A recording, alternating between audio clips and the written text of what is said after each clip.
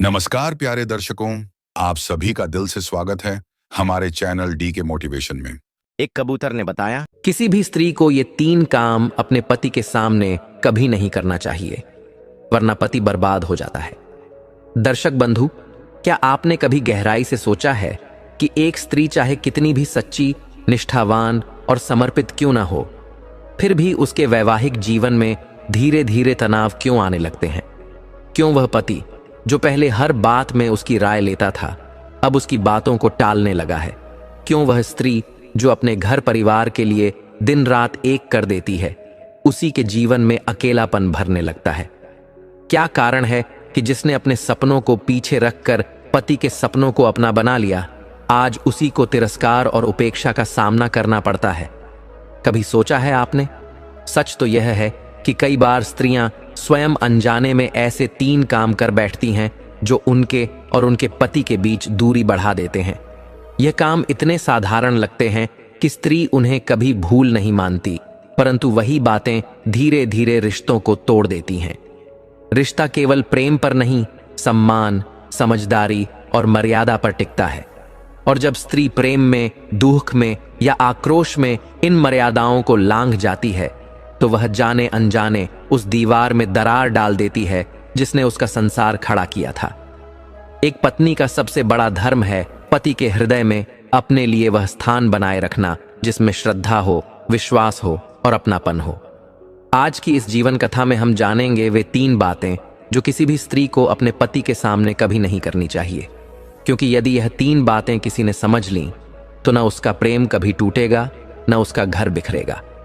प्रिय दर्शकों, कहानी शुरू करने से पहले अगर आप हमारे चैनल पर पहली बार आए हैं तो चैनल को सब्सक्राइब करें, बेल आइकॉन ऑन करें, अच्छे कमेंट किया करें ताकि हर आने वाले वीडियो का नोटिफिकेशन सबसे पहले आपको मिले और प्रिय दर्शकों, आप उसका फायदा उठा सके। तो चलिए अब श्री हरि की कृपा से कथा आरंभ करते हैं। पुराने समय की बात है। एक गांव था, फूलपुर, जहां प्रभु की कृपा से हलधर नाम का एक सरल परिश्रमी युवक रहता था। वह खेती करता था और उसकी जीवन संगिनी, उसकी धर्मपत्नी, बड़े ही प्रेम भाव से उसका साथ निभाती थी। दोनों का जीवन अत्यंत साधारण था, न अधिक संपत्ति, न अधिक अपेक्षा। बस एक छोटी सी खेती और एक गौ माता थी जिनकी सेवा वे दोनों मिलकर करते थे। ईश्वर की इस जोड़ी पर विशेष कृपा थी, क्योंकि उन्हें सांसारिक सुखों से अधिक संतोष का सुख प्रिय था। परंतु एक दिन हलधर के मन में एक संवेदना जागी। उसने देखा कि उसकी पत्नी, जो प्रातः ब्रह्म मुहूर्त में उठती, पहले गौ माता की सेवा करती, फिर भोजन बनाकर उसे खिलाती और स्वयं भूखी रहकर खेतों में उसका साथ देती, अब थकने लगी है। उसका शरीर दुर्बल होने लगा था, चेहरा मुरझाने लगा था। हलधर ने प्रभु के ध्यान में बैठकर मन ही मन सोचा, क्या यही धर्म है? क्या मेरी अर्धांगिनी का कर्तव्य केवल श्रम करना है? क्या मुझे उसके स्वास्थ्य और आनंद का ध्यान नहीं रखना चाहिए? अंततः उसने पत्नी से बड़ी श्रद्धा और प्रेम से कहा, देवी, अब तुम केवल घर की देखभाल करो, खेतों का कार्य मैं कर लूंगा। गौ माता की सेवा और गृहस्थी की व्यवस्था तुम पर रहे, पर अब खेत की कठिनाई से तुम्हें मुक्त करता हूं। पत्नी की आंखें भर आईं। वह कुछ बोल न सकी। यह शब्द जैसे उसके अंतःकरण में उतर गए। वह बोली, प्रभु ने आपके मन में यह विचार डाला, इसके लिए मैं कृतज्ञ हूं। अब तक मैं अपनी सेहत तक नहीं देख पा रही थी। अब मुझे थोड़ा समय मिलेगा और मैं पूरे मन से घर को स्वर्ग बना सकूंगी। हलधर बोला, मैंने यह कई दिन से देखा है। तुम आधा भोजन खाकर खेतों में निकल पड़ती हो, कभी स्नान का समय नहीं, कभी विश्राम का नहीं। तुम धीरे धीरे क्षीण हो रही थी। मैंने यह बात अपने गुरुदेव से सुनी थी कि जिस घर की स्त्री प्रसन्न होती है वहां स्वयं देवता निवास करते हैं, परंतु मैं उस शिक्षा को भूल गया था। तुम्हारी स्थिति ने मुझे प्रभु की याद दिला दी। उस दिन से हलधर की पत्नी ने घर को ईश्वर का मंदिर मानकर सेवा करनी शुरू की। उसके जीवन में फिर से ऊर्जा आई। अब वह समय निकालकर पड़ोस की बहनों से मिलती, बात करती, हंसती और प्रभु की भक्ति करती। एक दिन पास वाली बहन ने कहा, बहन, तुम्हारे विवाह को 5 वर्ष हो गए हैं, लेकिन अब तक कोई संतान नहीं हुई। कभी इस ओर भी ध्यान दो। मैं तो 8 साल में 3 बच्चों की मां बन गई। हलधर की पत्नी ने मन शांत रखते हुए कहा, बहन, यह बात सही है। मैंने कभी इस पर ध्यान ही नहीं दिया। अब प्रभु की कृपा से थोड़ा समय मिला है तो अपने पति से बात करूंगी। अगर ईश्वर चाहेगा तो संतान भी होगी। पड़ोसन बोली, तुम्हें किसी वैद्य या औषधि की नहीं, आशीर्वाद की जरूरत है। पास के जंगल में एक संत महात्मा पधारे हैं। वे बहुत वर्षों से तपस्वी हैं और हर 2-3 साल में केवल कुछ दिनों के लिए ही इस वन में आते हैं। मैंने उनके आशीर्वाद से ही संतान प्राप्त की। उनके वचन व्यर्थ नहीं जाते। जो कह देते हैं वह अवश्य होता है। सबसे बड़ी बात कि वो किसी स्त्री का स्पर्श नहीं करते, किसी को अपना पैर नहीं छूने देते। वो स्त्रियों से 7 हाथ की दूरी पर रहते हैं। एक घेरा बनाकर उसके बीच रहते हैं ताकि कोई दौड़कर उन्हें छू ना ले, कोई उनके पैर ना छू ले। तुम चाहो तो मेरे साथ आज दोपहर में उनके निवास स्थान चल सकती हो। तब हलधर की पत्नी बोली, हाँ बहन, घर में लकड़ी खत्म हो गई है। मैंने अपने स्वामी से कहा था तो उन्होंने बोला था कि अभी उपले से काम चला लो। 2 दिन में खेत का काम खत्म होगा तो मैं खुद जाकर जंगल से लकड़ी ले आऊंगा। मगर जब तुम कह रही हो तो मैं लकड़ी भी ले आऊंगी और महात्मा से भी मिल लूंगी। फिर दोनों पड़ोसन दोपहर को जंगल में महात्मा से मिलने निकल गईं। जंगल में महात्मा अपने स्थान पर मिल गए, लेकिन अब वो कुछ ही घंटों में जंगल छोड़ने वाले थे। उनके आने को 3 महीने पूरे हो गए थे और वो कभी 3 महीने से ज्यादा एक जगह नहीं रुकते। महात्मा ने जैसे ही स्त्रियों को देखा तो पूछा, माताओं, क्या समस्या है तुम लोगों को? तब हलधर की पत्नी बोली, महात्मा जी, मैं एक दुखियारी स्त्री हूं। मेरे विवाह को 5 साल हो गए हैं, लेकिन मेरी गोद नहीं भरी है। महात्मा बोले, माता, इसमें मैं क्या कर सकता हूं? मेरा काम तो भगवान का भजन करना है, ध्यान लगाना है। मुझे गृहस्थों से क्या मतलब? तुम लोग अपने घर जाओ। हलधर की पत्नी बोली, बाबा, आप पहुंचे हुए महात्मा हो। आपके आशीर्वाद से ही मुझे पुत्र की प्राप्ति हो जाएगी। महात्मा बोले, नहीं माता, पुत्र पाने के लिए अपने पति से बात करो। इसमें तुम्हारी कोई मदद नहीं कर सकता। तुम कैसी औरत हो? बेटे के लिए किसी और पुरुष के पास चली आई हो। महात्मा बोले, मैं एक ब्रह्मचारी हूं, मैं स्त्रियों से दूर रहता हूं। हलधर की पत्नी को महात्मा की बात बहुत बुरी लगी। उसे लगा कि ये महात्मा सच्चे नहीं हैं, बदमाश लगते हैं। वो महात्मा से बोली, तुम इस जंगल में रहने वाले महात्मा हो या कोई नकली साधु? तुम्हें स्त्रियों से ऐसे बोलते शर्म नहीं आती? मैं तुम्हारी दाढ़ी में आग लगा दूंगी। उस स्त्री के तेवर देखकर महात्मा घबरा गए। महात्मा को उम्मीद ही नहीं थी कि कोई स्त्री ऐसे भी बोल सकती है। महात्मा की आदत थी, जो मुंह में आता था बोल देते थे, और स्त्रियां उनकी बात को आशीर्वाद मान लेती थीं। लेकिन जब हलधर की पत्नी डटकर खड़ी हो गई तो महात्मा बोले, माता, नाराज मत हो, मेरी आदत ही ऐसी बोलने की है। मेरा आशीर्वाद देने का तरीका थोड़ा अलग है। स्त्री बोली, भाड़ में गया तेरा आशीर्वाद, मुझे तेरे जैसे का कोई आशीर्वाद नहीं चाहिए। गुंडे बदमाश साधु का भेष लेकर जंगल में आ जाते हैं और अकेली स्त्रियों से बुरे बुरे बोलते हैं। तब पड़ोसन स्त्री ने हलधर की पत्नी को समझाया, बहन, तू नाहक महात्मा पर गुस्सा हो रही है। महात्मा जो बोलते हैं लोग उसे आशीर्वाद समझते हैं। उनकी वाणी सिद्ध है। अगर वो बोल देंगे कि तुम्हें बेटा होगा तो समझो जरूर होगा। मैं कई बार मिल चुकी हूं उनसे, वो गलत नहीं है। वो स्त्रियों का स्पर्श तक नहीं करते। तुम मेरी बात मानो, उनसे बहस मत करो। हलधर की पत्नी ने उस घड़ी दृढ़ स्वर में कहा, मुझे अब किसी आशीर्वाद की आवश्यकता नहीं है। मुझे कोई ऐसा पुत्र नहीं चाहिए जो अधर्म के मार्ग से मिले। मैं पुत्र के लिए किसी पाखंडी के सामने समर्पण नहीं कर सकती। महात्मा उस देवी की यह निर्भीक वाणी सुनकर कुछ क्षण मौन हो गए। उनके पास कोई उत्तर नहीं था। फिर उन्होंने मुस्कुराते हुए कहा, माता, मैं तेरे इस व्यवहार से बहुत प्रसन्न हूं।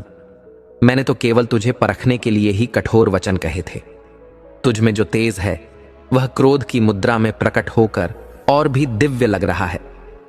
मैं तुझे आशीर्वाद देता हूं, तू आज से गिनकर 10वें महीने में एक तेजस्वी पुत्र को जन्म देगी। पर ध्यान रहे, वह पुत्र थोड़ा अलग स्वभाव का होगा, विलक्षण, चतुर और विशेष बुद्धिवान। महात्मा के मुख से पुत्र प्राप्ति के वचन सुनते ही वह स्त्री शांत हो गई। उसका हृदय अब कोमलता से भर गया। उसने अपने कठोर व्यवहार के लिए महात्मा से क्षमा मांगी और फिर बिना लकड़ी लिए लौट चली। साथ वाली बहन भी उसके संग लौट आई। उधर महात्मा भी अपने साधन समेटकर अन्य नगर की ओर प्रस्थान कर गए। हलधर की पत्नी का अंतःकरण आशीर्वाद पाकर उल्लास से भर गया। जब उनके स्वामी हलधर लौटे तो उन्होंने सारी बात बताई। हलधर संतुष्ट तो हुए, पर जब उन्होंने सुना कि पुत्र अलग किस्म का चतुर होगा तो चिंतित हो उठे। उन्होंने कहा, अलग किस्म का चतुर, इसका क्या अर्थ है? कहीं ऐसा तो नहीं कि वह चालाकी से लोगों को ठगने लगे? तुम्हारा उस महात्मा से रुष्ट होना शायद उन्हें खल गया और उन्होंने यह बात जोड़ दी हो। यह कोई वरदान नहीं, दंड भी हो सकता है। तुमने शायद उनके वचनों का अर्थ नहीं समझा। वे साधु अपनी वाणी में संकेतों में बहुत कुछ कह जाते हैं। स्त्री ने उत्तर दिया, प्रभु, पहले तो संतान आने दो, फिर हम सब समाधान भी खोज लेंगे।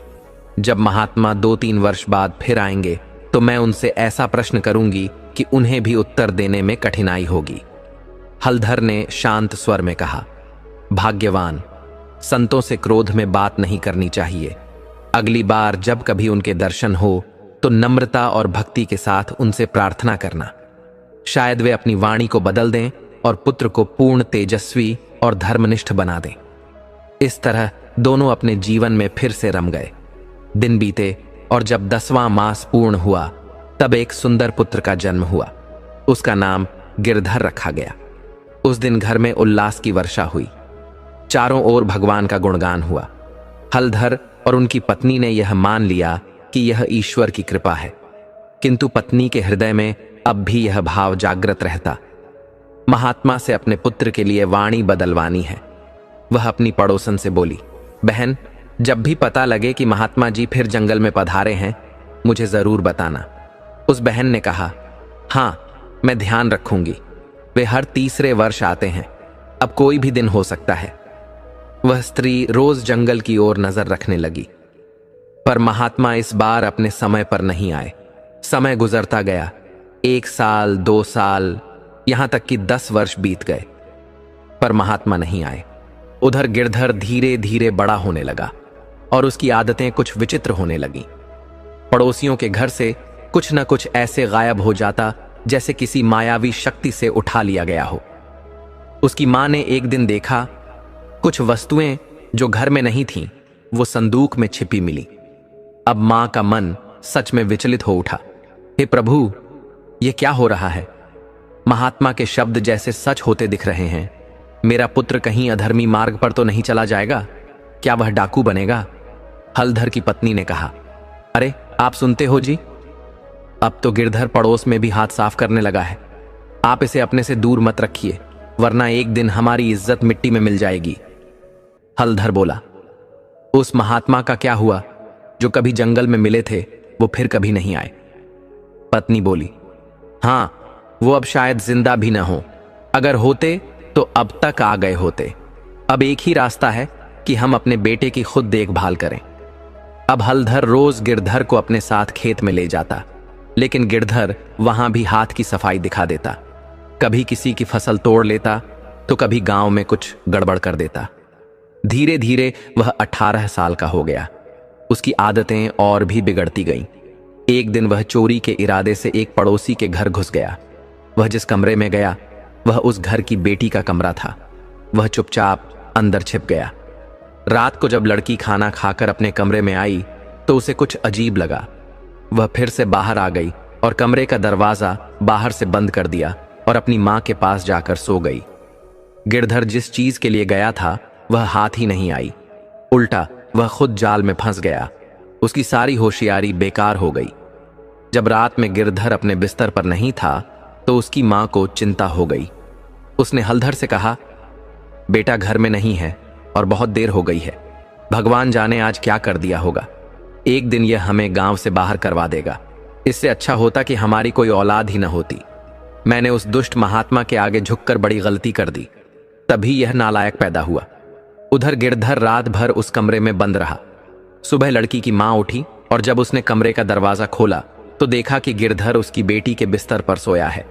उसने फिर दरवाजा बंद किया और चिल्लाने लगी, हमारे घर में चोर है, कमरे में बंद है। शोर सुनकर गांव के लोग इकट्ठा हो गए। जब दरवाजा खोला गया तो गिरधर वहीं मिला। फिर क्या था, गांव वालों ने उसकी खूब पिटाई कर दी। सबने कहा यह बुरी नीयत से घर में घुसा था। शुक्र है कि लड़की रात को वहां नहीं सोई थी। उधर हलधर और उसकी पत्नी को तो रात से ही शक हो गया था कि गिरधर फंस गया है, नहीं तो वह लौट आता। अब गांव वालों ने पंचायत बिठाई और कहा या तो बेटे को गांव से बाहर करो या फिर तुम खुद परिवार समेत गांव छोड़ दो। गांव वाले जानते थे कि हलधर बहुत भला आदमी है, सबके सुख दुख में साथ रहता है। ऐसा कोई घर नहीं जहां उसने मदद न की हो। इसीलिए गांव वालों ने उसे दो रास्ते दिए, या तो बेटे को निकाल दो या खुद चले जाओ। जब पंचायत का फैसला आया तो हलधर बोला मैं जीवन भर गांव के लोगों के साथ रहा हूं, मरते दम तक गांव में रहूंगा। उसने अपने बेटे गिरधर को पंचायत के सामने बुलाया और कहा अब तू मेरा बेटा नहीं, जा गांव छोड़ दे। तूने मेरे सिर झुका दिए, मैं अब तुझे अपने साथ नहीं रख सकता। पंचायत के सामने ही हलधर ने गिरधर को मार पीट कर गांव छोड़ने को कहा। हलधर ने पंचायत के सामने हाथ जोड़कर शांत स्वर में कहा आज के बाद मेरा गिरधर से कोई संबंध नहीं रहा। अब से आप लोग उसकी किसी भी गलती के लिए मुझे दोष न दें। अगर आप उसे राज दरबार में ले जाकर दंड देना चाहें, चाहे उसे फांसी ही क्यों ना देना हो, तो मुझे कोई आपत्ति नहीं होगी। पंचायत का यह अंतिम निर्णय सुनते ही गिरधर, जिसने अपने पिता का त्याग झेला, गांव से चला गया। वह चला गया और 3 वर्ष तक वापस नहीं लौटा। उधर कुछ दिनों तक हलधर और उसकी पत्नी बेटे को मन ही मन कोसते रहे, लेकिन धीरे धीरे हृदय की ममता उन्हें कचोटने लगी। पत्नी के अंतःकरण में तो ममता की लहरें पहले से ही उमड़ रही थीं। वह कभी भी गिरधर को दोषी नहीं मानती थी। उसका विश्वास था सब उस महात्मा का दोष है, उसी के कहे वचनों के कारण मेरा बेटा ऐसा बन गया। मेरा बेटा तो जानबूझकर कुछ नहीं करता, यह सब उस साधु के श्राप का प्रभाव है। समय बीतता गया, 2 वर्ष हो गए, पर गिरधर का कोई समाचार नहीं मिला। अब मां की ममता धीरे धीरे भीतर से फूटने लगी। एक दिन वह पति के पास आई, आंखें भीगी थीं, हृदय करुणा से भरा था। कुछ भी हो जाए, आप हमारे बेटे को ढूंढ कर लाइए, हम अब और नहीं रह सकते। उधर गांव वालों को भी धीरे धीरे सच्चाई का भान होने लगा। जब उन्हें यह झांत हुआ कि गिरधर कोई सामान्य बालक नहीं था, बल्कि महात्मा की वाणी से उत्पन्न हुआ था, तो उन्होंने भी अपनी कठोरता छोड़ दी। गांव वालों ने अब सबको बुलाकर कहा अगर आप लोग गिरधर को ढूंढ कर लाना चाहें तो अब कोई आपत्ति नहीं है, हम सब उसका स्वागत करेंगे। पत्नी तो यही चाहती थी। उसने पति का हाथ थामते हुए कहा हम जीकर क्या करेंगे, अगर अपना बेटा किसी अनजान जगह दुख में हो, चलो उसे ढूंढ कर लाते हैं, यही हमारी तपस्या होगी। दोनों पति पत्नी एक दिन प्रातः प्रभु का नाम लेकर घर से निकल गए, अपनी संतान को ढूंढने, उसे अपनाने, उसे फिर से अपने हृदय से लगाने। 1 वर्ष बीत गया, पर कोई समाचार न मिला। गांव के लोग भी अब उदास रहने लगे। वे कहने लगे गांव छोड़कर जो परिवार गया वो बहुत भला था, हमने शायद जल्दबाजी कर दी। कुछ तो दबी जुबान में यह भी कहने लगे गिरधर तो दोषी नहीं था, दोष तो उस लड़की का था, हो सकता है उसी ने उसे अपने घर बुलाया हो। बेचारा गिरधर तो बस फंस गया और वह लड़की हमें धोखा देकर अब ससुराल चली गई। इस तरह 5 वर्ष बीत गए। एक दिन गांव का साहूकार व्यापार के काम से दूसरे नगर गया। वहां उसे अचानक गिरधर दिखाई दिया, एक कोने में बैठा हुआ, चुप, गुमसुम, जैसे वर्षों से किसी का इंतजार कर रहा हो। साहूकार ने उसे पहचान लिया और कहा गिरधर, तू यहां है? तुझे तो सब खोज रहे हैं। क्या तुझे पता है तेरे माता पिता 3 साल पहले तुझे खोजने के लिए निकले थे, लेकिन आज तक वापस नहीं लौटे। गांव के लोग अब तुझे दोषी नहीं मानते, सब कहते हैं कि गलती उस लड़की की थी, तू निर्दोष था। चल अब तू वापस चल, तेरे आंगन में घास उगाई है, तेरी जमीन सूनी हो गई है, तू लौट आ और अपने माता पिता को ढूंढ, शायद वो आज भी तुझे आवाज दे रहे हों। गिरधर गांव वापस नहीं आया था, लेकिन जब उसने ये सुना कि उसके माता पिता उसे ढूंढते हुए कहीं चले गए और अब तक वापस नहीं लौटे, तो उसका दिल कांप गया। वो चुपचाप घर लौट आया। साहूकार ने गांव में बताया गिरधर अब रत्नपुर में काम करता है, अब वो गांव में कम ही रहेगा। उसके माता पिता भी न जाने कहां खो गए। गिरधर कई दिन तक गांव में रुका। खेत का कामकाज ठीक कराया, घर की सफाई करवाई, फिर रतनपुर के लिए निकल गया और 1 हफ्ते के अंदर बहुत सारा सामान लेकर लौटा। इसके बाद वो आराम से 5-6 महीने तक घर में ही रहा। अकेला ही रहता था, उसे किसी बात की चिंता नहीं थी, मस्ती में घूमता रहता। उधर गांव में एक विशाल नाम का लड़का भी रहता था, वो भी अकेला रहता था। दिन भर खेत में मेहनत करता, फिर घर जाकर खाना बनाता, खाता और सो जाता। उसकी यही रोज की जिंदगी थी। रात में जब उसकी नींद खुलती तो वो सोचता, गिरधर कैसे पैसा कमाता है, जब से आया है बिना कोई काम किए घर पर बैठा है, फिर भी सब कुछ खा पी रहा है, और मैं हूं जो दिन रात काम करता हूं, फिर भी कई बार अगला दिन कैसे कटेगा इसका पता नहीं रहता।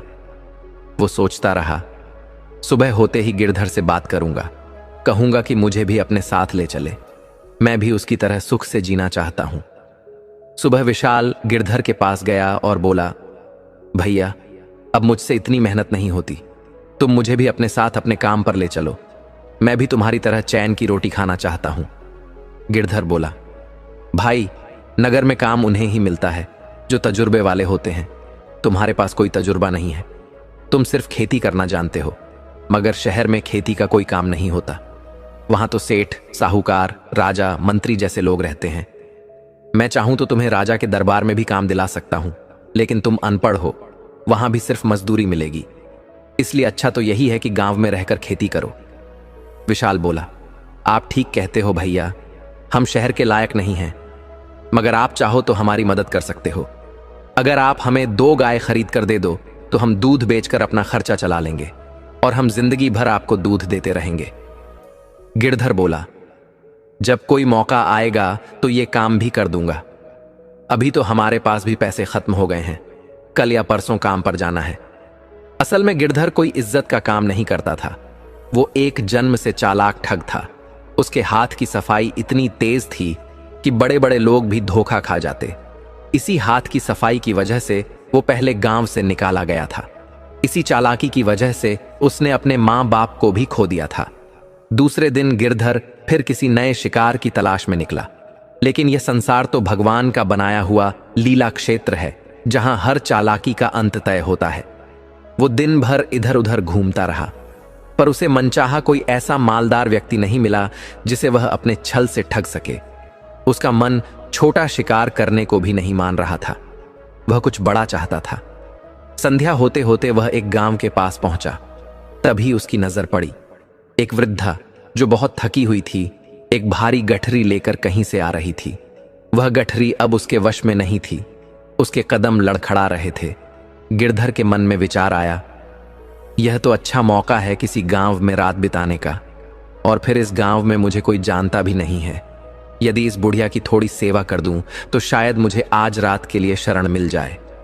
वह वृद्धा के पास गया और सरल स्वर में बोला, माई, लगता है यह गठरी अब आपसे उठाई नहीं जा रही, कहो तो मैं इसे आपके घर तक पहुंचा दूं।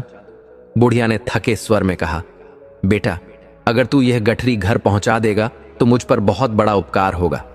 मैं 5 कोस से इसीलिए आ रही हूं, पर गांव के पास आते आते मेरी शक्ति जवाब दे गई है।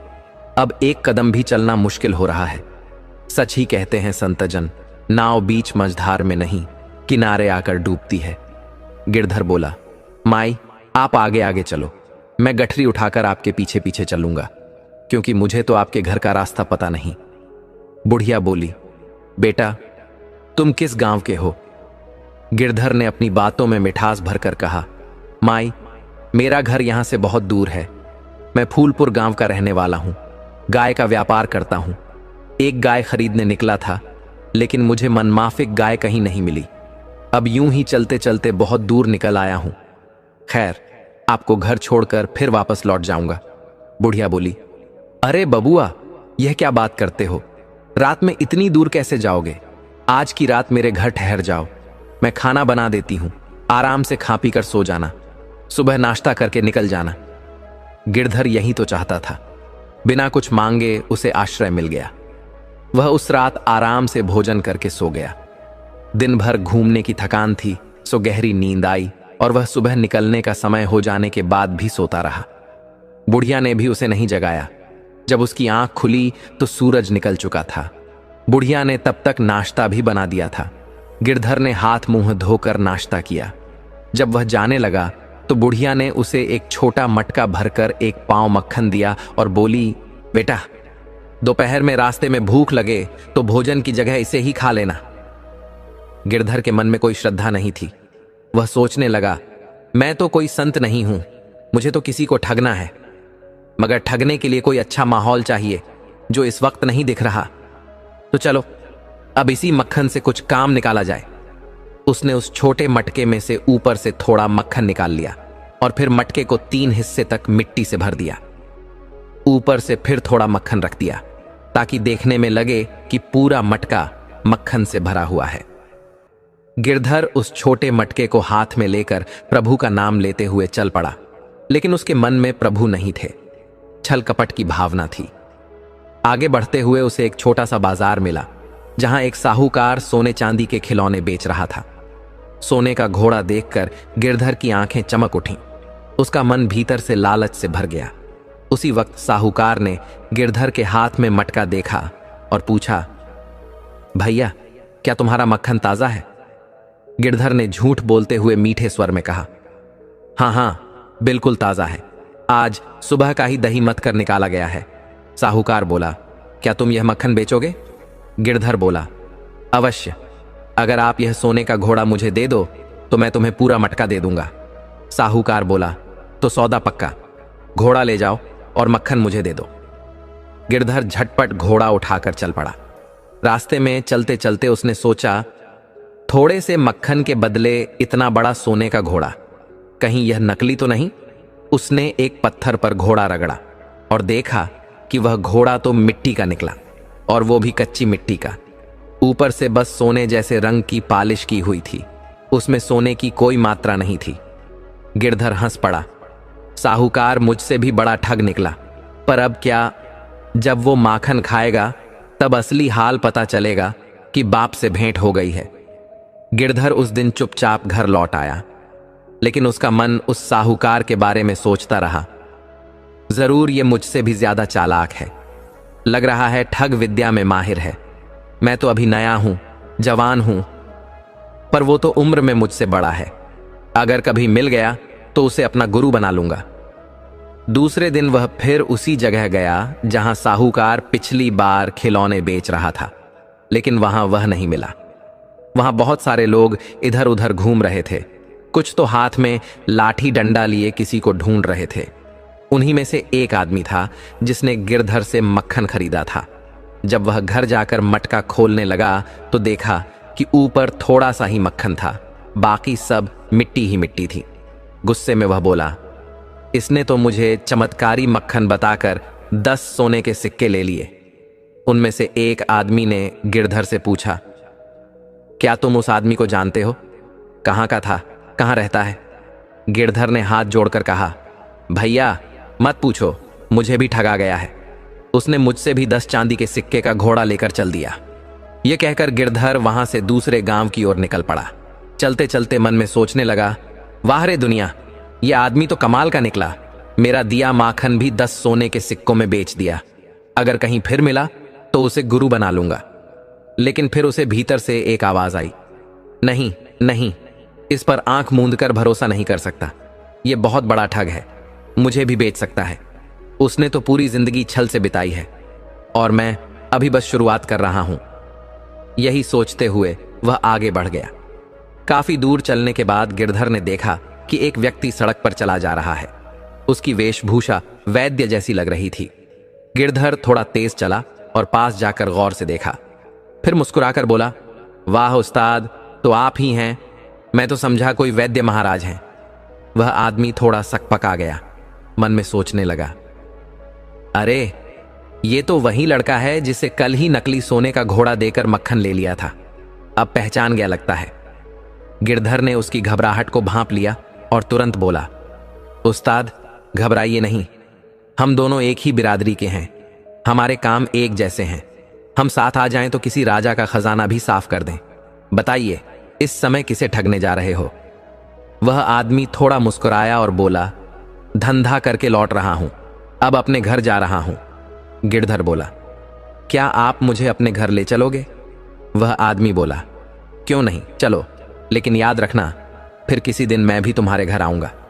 गिरधर हंसते हुए बोला, किसी दिन क्यों उस्ताद, कल ही चलिए। मेरा घर दूर नहीं है, बस 20 कोस दूर चांदपुर में है। मेरा नाम श्रीधर है। गिरधर ने नाम और गांव का पता झूठ में बता दिया। वो आदमी बोला, मेरा नाम जोखन सेठ है, मैं सामने वाले गांव चखनी का रहने वाला हूं। चलो अभी मेरे घर ही चल रहे हैं।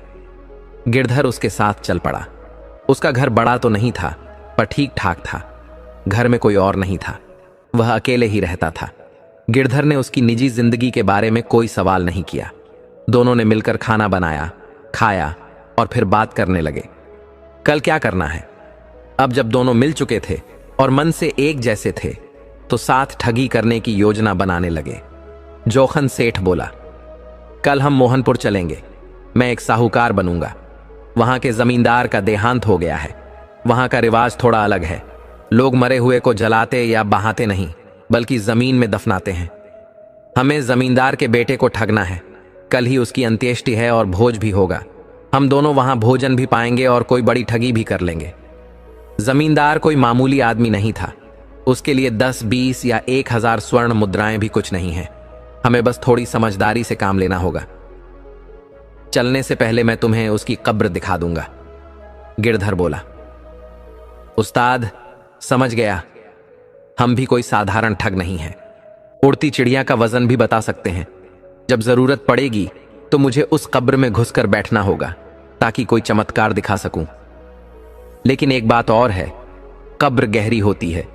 अंदर तो मैं चला जाऊंगा, लेकिन बाहर बिना किसी की मदद के नहीं निकल सकूंगा। उस्ताद, आप मुझे बाहर निकाल लोगे ना? ऐसा ना हो कि धन के लालच में वहीं छोड़ दो।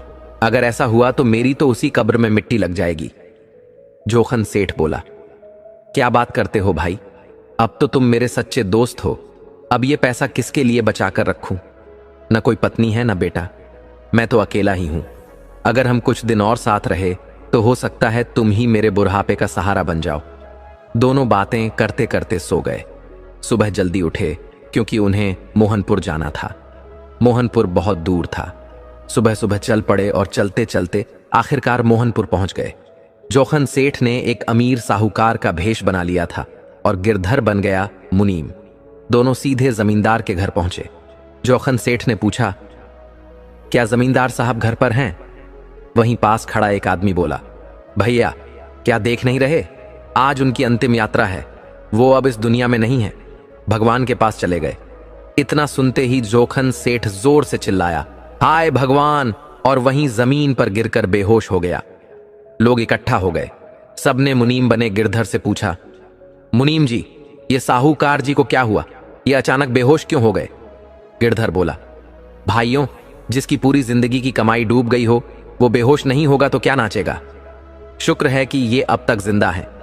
इन्हें तो जीने की भी कोई वजह नहीं बची। तभी जमींदार का बेटा वहां आ गया। वो बोला, बताइए, इनकी कमाई कैसे डूबी? कौन ले गया? गिरधर बोला, छोटे जमींदार जी, हमारे सेठ जी ने आपके पिताजी को 10,000 सोने की मुद्राएं उधार दी थीं। आपके पिताजी शहर में एक कोठी खरीदना चाहते थे। वो और हमारे सेठ जी बहुत अच्छे दोस्त थे, इसलिए बिना कोई लिखा पढ़ी के ही पैसा दे दिया था। इतने बड़े आदमी से कोई लिखत कैसे बनवाता? बस भरोसे पर दे दिया। जमींदार का बेटा बोला, ये कैसी बात कर रहे हो? अगर पिताजी ने पैसा लिया होता तो हमें जरूर बताते। गिरधर बोला, छोटे सरकार, आदमी दो बात किसी से नहीं कहता। एक, अपने दोस्त से उधार की बात, और दूसरी, अपनी पत्नी की बात। इससे बड़ा सबूत क्या चाहिए कि जैसे ही आपके पिता की मौत की खबर सुनी, हमारे सेठ जी बेहोश हो गए। जमींदार का बेटा बोला, मुनीम जी, ये सब बातें मुझे समझ नहीं आ रही हैं। मेरे पिताजी के पास खुद इतना पैसा था कि उधार लेने की जरूरत ही नहीं थी, और मैंने इस सेठ जी को कभी यहां आते जाते नहीं देखा। गिरधर बोला, बस यही तो दुख है हमारे सेठ जी का कि उनका पैसा डूब गया। अब कौन कह सकता है कि बेटे भी अपने पिताजी की तरह ईमानदार होंगे? जहां पैसा हो वहां लालच आ ही जाता है। पर हमारे सेठ जी भी कम नहीं हैं। अगर आपने पैसा नहीं दिया तो ये प्राण दे देंगे और ऊपर जाकर आपके पिताजी से हर एक पैसे का हिसाब लेंगे। गिरधर बार बार सेठ जी के मुंह पर पानी डालता रहा। सेठ जी धीरे से आंख खोलते, हाय मेरा पैसा बोलते और फिर से बेहोश हो जाते। वहां बहुत लोग मौजूद थे। किसी ने कहा, अरे किसी तरह इस सेठ जी को कुछ देकर यहां से हटाओ, अगर यहीं मर गया तो जमींदार साहब की बहुत बदनामी होगी। जीते जी तो उनके नाम पर कोई दाग नहीं था, अब मरने के बाद उनके नाम पर यह कलंक अच्छा नहीं लगेगा। जमींदार का बेटा बोला, मुनीम जी, आप कोई पक्का सबूत दिखाओ कि मेरे पिता ने इनसे पैसे लिए थे, तभी मैं कुछ करूंगा। गिरधर बोला, सबूत तो हमारे सेठ जी के पास है, लेकिन जब तक आप भरोसा नहीं दिलाते कि उनका पैसा डूबेगा नहीं, तब तक ये होश में नहीं आएंगे। आप कह दो कि पैसे मिल जाएंगे तो देखना ये सेठ जी अभी उठकर बैठ जाएंगे। जमींदार का बेटा बोला, ठीक है, पैसे मिल जाएंगे, तुम खुद जाकर अपने सेठ जी से कहो। मुनीम बना गिरधर झुककर सेठ जोखन के कान में धीरे से बोला, सेठ जी उठिए, आपके पैसे मिलने वाले हैं। इतना सुनते ही जोखन सेठ ने आंखें खोली और धीरे धीरे उठकर बैठ गया। जमींदार का बेटा बोला, सेठ जी आप कोई सबूत दो और अपना धन ले जाओ, मैं अपने पिता की हर उधारी एक एक पाई चुका दूंगा, लेकिन मुझे भरोसा होना चाहिए कि उन्होंने वाकई उधार लिया था। साहूकार बना जोखन बोला, हाँ, मैं सबूत दूंगा और ऐसा सबूत दूंगा जो किसी ने आज तक नहीं दिया होगा। खुद तुम्हारे पिताजी जमींदार साहब आज रात कब्र से बोलेंगे और कहेंगे कि उन्होंने मुझसे धन लिया था, तब तो तुम्हारा भरोसा हो जाएगा ना। जमींदार का बेटा बोला, अगर सच में ऐसा हुआ तो मैं तुम्हें 5,000 स्वर्ण मुद्राएं और दूंगा। चलो आज की रात तुम्हारी सच्चाई की परीक्षा हो ही जाए। साहूकार बोला, मुनीम जी अब तुम वापस लौट जाओ, व्यापार का बहुत नुकसान हो रहा होगा, मैं रात में पैसा मिल जाने के बाद खुद लौट आऊंगा। गिरधर जोखन का इशारा समझ गया। वो वहां से चल पड़ा और कब्रिस्तान में जाकर एक मौका देखकर उस कब्र के अंदर जा घुसा। रात हुई। जमींदार का बेटा जोखन सेठ को लेकर अपने पिता की कब्र के पास पहुंचा, फिर हाथ जोड़कर बोला, पिताजी क्या आपने इस साहूकार से कभी उधारी ली थी? कब्र के भीतर बैठा गिरधर बोल उठा, हाँ बेटा, इस साहूकार ने मुझे 10,000 स्वर्ण मुद्राएं दी थीं शहर में कोठी खरीदने के लिए। मैं उन्हें जीते जी नहीं लौटा सका, वो भी कभी मांगने नहीं आया। अगर ये मिले तो इसे दुगना पैसा लौटा देना, मेरी आत्मा को बहुत शांति मिलेगी। जमींदार का बेटा भावुक होकर बोला, ठीक है पिताजी, मुझे इतना ही जानना था। फिर उसने साहूकार से कहा, चलो सेठ जी, अभी मैं आपको कुल 25,000 स्वर्ण मुद्रा देता हूं। फिर वो जोखन सेठ को अपने घर ले गया।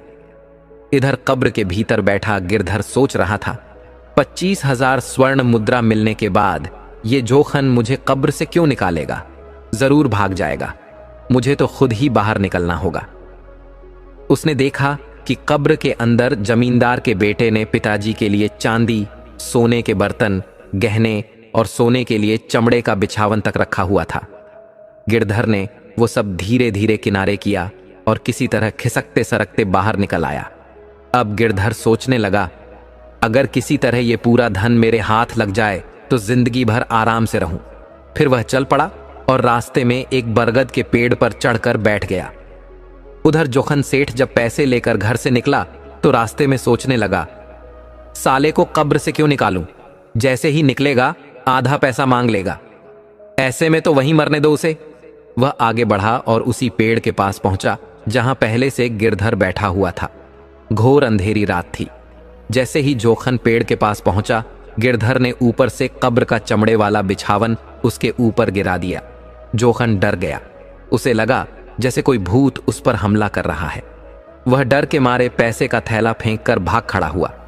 गिरधर तुरंत पेड़ से उतरा, नीचे आया और पैसे का थैला भी उठा लिया, साथ ही कब्र वाला अपना थैला भी। दोनों बांधे और चल पड़ा।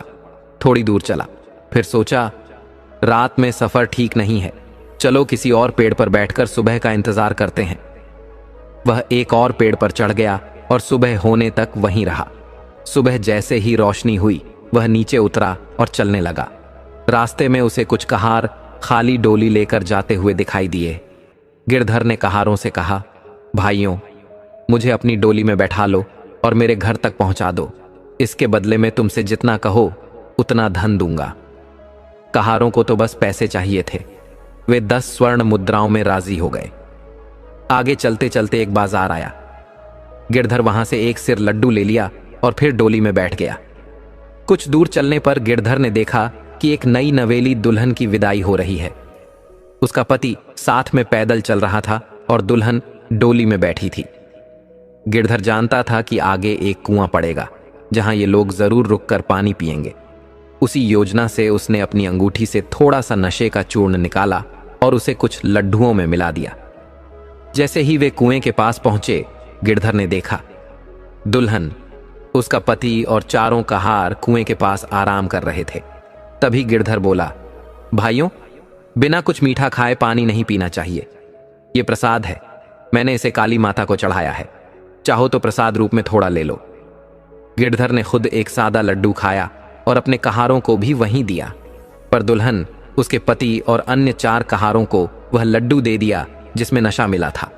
सभी ने जैसे ही वो लड्डू खाया, उन पर गहरी नींद छा गई। जब सब सो गए तो गिरधर अपने कहारों से बोला, मेरी डोली यहीं छोड़ दो और दुल्हन की डोली मेरे साथ उठा लो। कहार बोले, भाई, ये गलत काम है। हम किसी और की पत्नी की डोली तुम्हारे साथ कैसे ले जाएं? इसमें हमारा क्या फायदा? गिरधर समझ गया कि ये लोग बिना पैसे के नहीं मानेंगे। उसने 100 स्वर्ण मुद्रा निकालकर उनके सामने रख दिए, लेकिन वो तब भी तैयार नहीं हुए। फिर गिरधर ने 100 स्वर्ण मुद्राएं एक एक कहार को दे दी। अब वे खुशी खुशी तैयार हो गए। बोले, हमने कब मना किया था? अगर दुल्हन तुम्हारी है तो जरूर जाएगी तुम्हारे साथ। सच कहा गया है, पैसे में इतनी ताकत होती है कि नेक इरादा रखने वाले को भी गलत रास्ते पर ले जा सकता है। कहारों ने दुल्हन की डोली उठा ली और गिरधर के घर की ओर चल पड़े। जब दुल्हन को होश आया तो रात हो चुकी थी। उसने देखा कि सामने उसका पति नहीं बल्कि कोई दूसरा पुरुष खड़ा है। वो चौंक कर बोली, तुम कौन हो और मेरे कमरे में कैसे आए? गिरधर बोला, यही सवाल तो मैं तुमसे करना चाहता हूं। तुम कौन हो और मेरी सुंदर पत्नी कहां गई? कहीं ऐसा तो नहीं कि कहारों ने डोली बदल दी हो? हे भगवान, मेरी पत्नी कहीं तुम्हारे पति के पास तो नहीं पहुंच गई? अब तक तो वो उसके साथ। मैं तो लुट गया, मेरा घर बर्बाद हो गया। तुम बताओ, कहां से आई हो? चलो, मैं तुम्हें वहीं पहुंचा दूं और अपनी पत्नी को ले आऊं। पर दुल्हन शांत स्वर में बोली, अब क्या फायदा? जो होना था वो हो गया। जो सामने है उसे ही अब अपना लो। आप जानते हो, कोई भी पुरुष उस स्त्री को स्वीकार नहीं करता जो किसी और के साथ रात बिता चुकी हो। मेरा पति भी मुझे नहीं अपनाएगा और तुम भी अब अपनी पत्नी को स्वीकार नहीं करोगे। अब हमारी जिंदगी में थोड़ी सी भी खुशी आनी है तो वो तुम्हारे हाथ में है।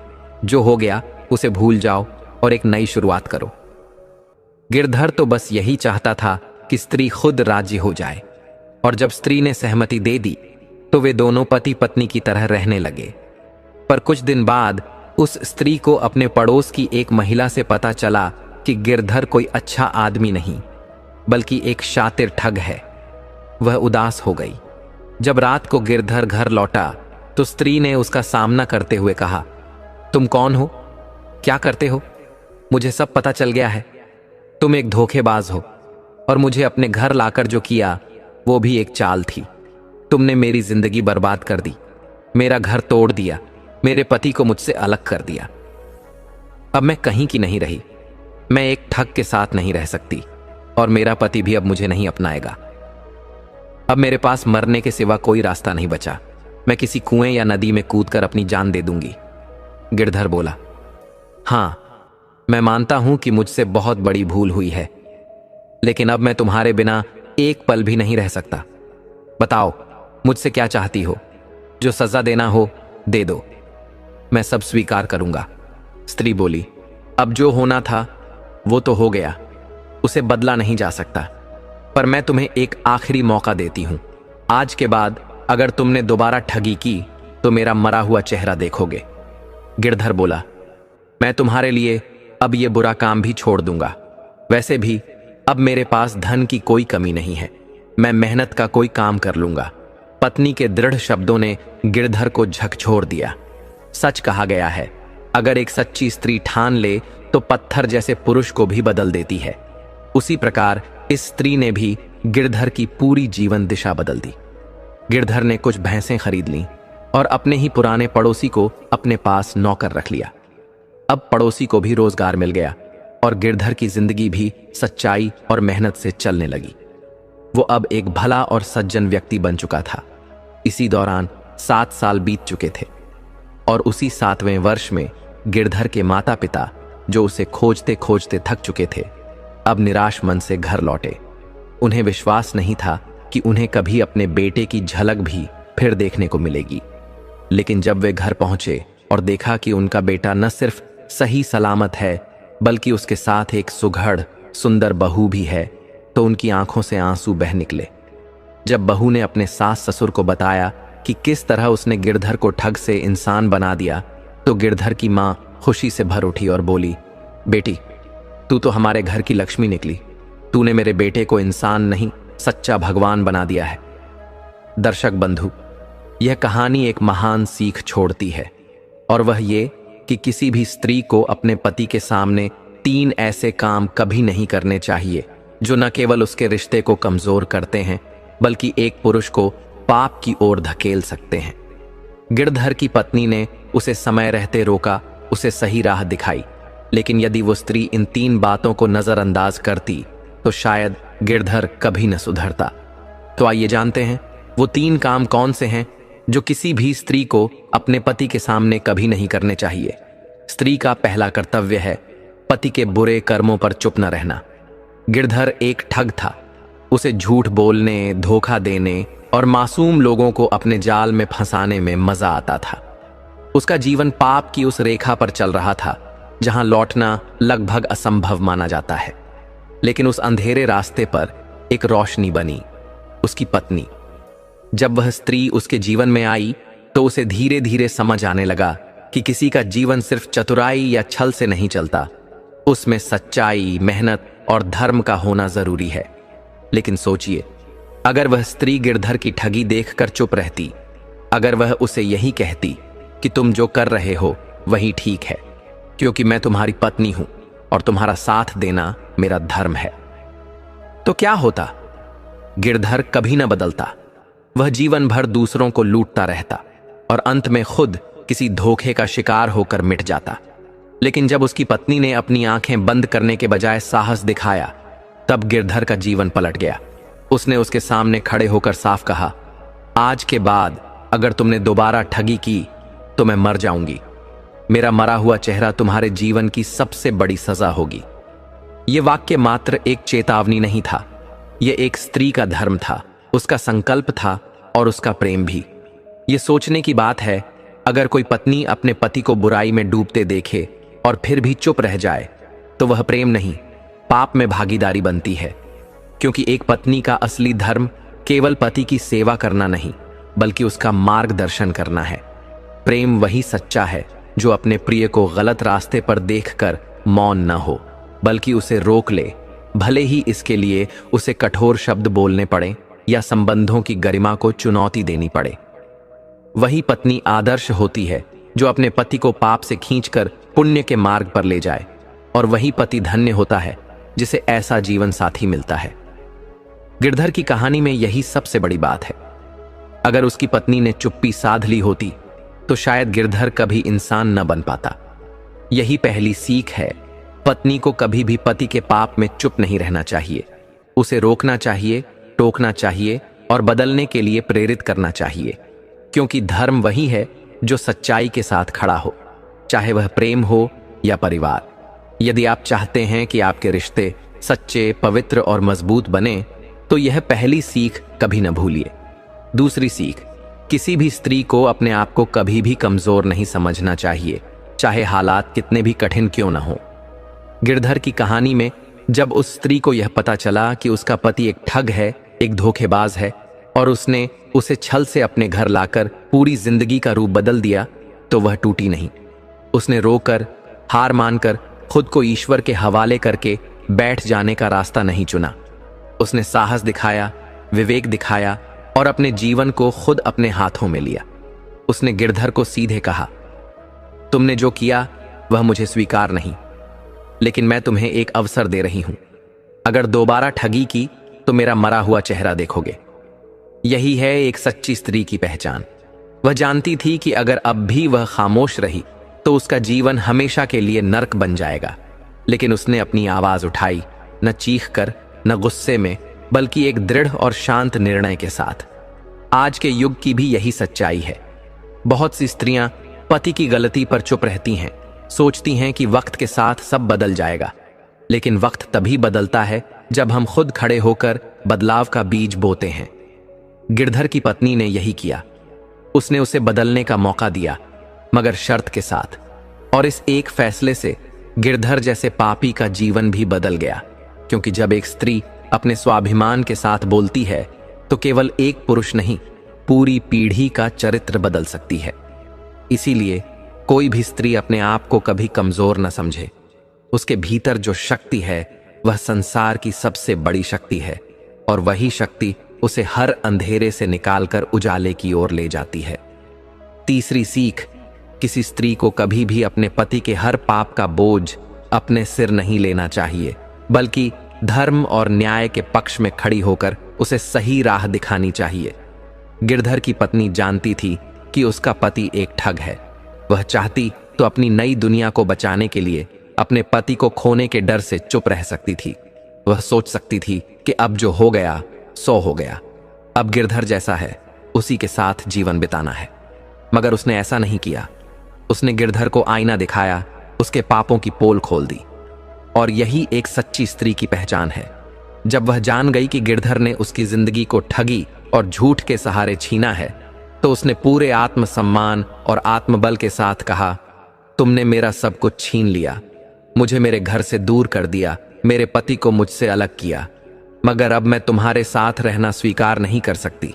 मैं ठग के साथ नहीं रह सकती। कितनी सशक्त बात थी यह। उसके भीतर कहीं एक आग थी जो अब जल उठी थी, और उस आग ने गिरधर को जला नहीं दिया, बल्कि उसे तपाकर सोना बना दिया। गिरधर रो पड़ा, गिड़गिड़ाया और वचन दिया कि अब वह कभी ठगी नहीं करेगा। और फिर सचमुच उसने अपने जीवन को बदल दिया। भैंसें खरीदी, मेहनत से काम किया, पड़ोसी को रोजगार दिया, और माता पिता के लौटने पर उन्हें खुशियां दी। अगर उस स्त्री ने पति के पाप को ढक लिया होता, अगर उसने चुपचाप रहकर उस अपराध को सह लिया होता, तो शायद गिरधर कभी नहीं बदलता। इसलिए ये सीख हर स्त्री के लिए है। पति की हर गलती को साथ निभाने की मजबूरी न समझो, बल्कि जब वो गलती धर्म से टकराए तो वहां तुम्हारा धर्म है उसे रोकना, टोकना और बदलना। क्योंकि एक पत्नी केवल साथ चलने वाली नहीं होती, वह जीवन की संगिनी होती है, जो पत्थर को भी तराश कर देवता बना सकती है। और यही स्त्री धर्म है। न्याय के साथ खड़े रहना, सच का साथ देना और प्रेम से किसी को भी बदल देना। और यही थी वो 3 गहरी, जीवन बदलने वाली सीखें जो हर स्त्री को समझनी चाहिए। पहली सीख, पति को कभी अपमानित न करो। दूसरी सीख, उसके गलत फैसलों में अंधी सहमति न दो। तीसरी सीख, उसके पापों पर पर्दा डालकर उसे अधर्म में न बढ़ाओ, बल्कि धर्म की राह पर लौटाओ। एक पत्नी में अगर प्रेम है तो उसमें साहस भी होना चाहिए। अगर सहनशीलता है तो न्याय की ज्वाला भी होनी चाहिए। और अगर श्रद्धा है तो सच को स्वीकार करने की शक्ति भी होनी चाहिए। क्योंकि एक सच्ची पत्नी ही अपने पति को अंधकार से प्रकाश की ओर ले जाती है। प्रिय दर्शकों, हम आशा करते हैं आपको यह कहानी बेहद पसंद आई होगी और आप इस कहानी से बहुत ही प्रेरणा लेंगे। तो मिलते हैं आपसे अगली वीडियो में। तब तक के लिए अपना ख्याल रखिए और खुश रहिए। धन्यवाद।